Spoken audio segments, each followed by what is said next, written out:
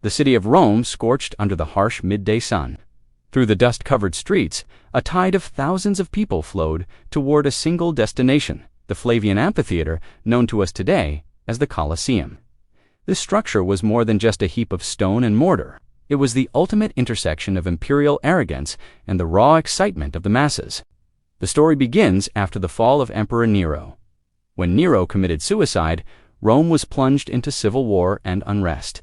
The new emperor, Vespasian, realized that to secure his throne, he had to win over the hearts of the people through entertainment. He chose the site of Nero's lavish golden palace, specifically the vast gardens in front of it for his project. Standing guard over the site was a 100-foot-tall bronze statue of Nero, known as the Colossus, from which the Colosseum eventually drew its name. It is said that nearly 60,000 Jewish slaves worked day and night, hauling mountains of stone to the site. Amidst their sweat and tears, the galleries were built, the very seats where citizens would soon watch blood-soaked spectacles. Vespasian did not live to see its completion, but his son Titus inaugurated it in 80 AD with a grand 100-day festival. If you had stood inside the Colosseum back then, you would have felt a different world beneath your feet. The wooden floor was covered with a thick layer of sand called arena, in Latin, to quickly soak up the blood of the combatants. But directly beneath that floor lay the Hypogeum, a complex labyrinth of tunnels. In those dark corridors, wild animals and sweating gladiators waited in tension.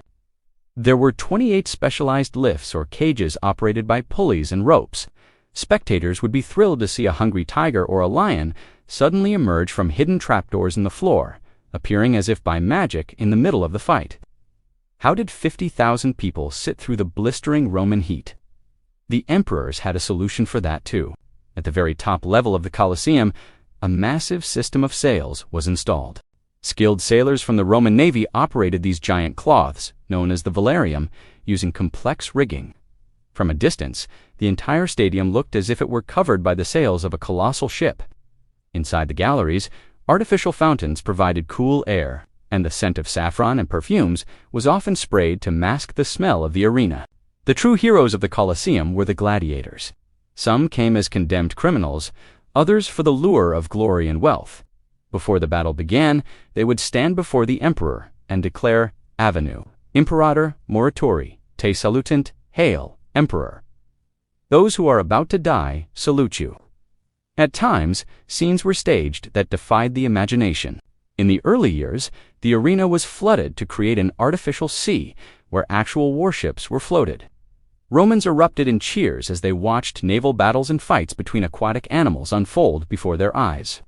But the wheels of time eventually turned. As the Roman Empire's power waned, the luster of the Colosseum faded. After the rise of Christianity, the bloodthirsty games were eventually banned. Over time, earthquakes struck, causing one side of the structure to collapse. During the Middle Ages, the Colosseum was treated as a stone quarry, its white marble and iron. Clamps were stripped away to build great churches and palaces across Rome. Today's Colosseum stands with only about 1/3 of its original structure remaining. Yet, when the moonlight hits those skeletal arches on a quiet night, it feels as if the clashing of swords and the roars of thousands of spectators still echo from beneath the earth. It is not just a ruin. It is a silent witness to human endurance, ambition, and the long sigh of history.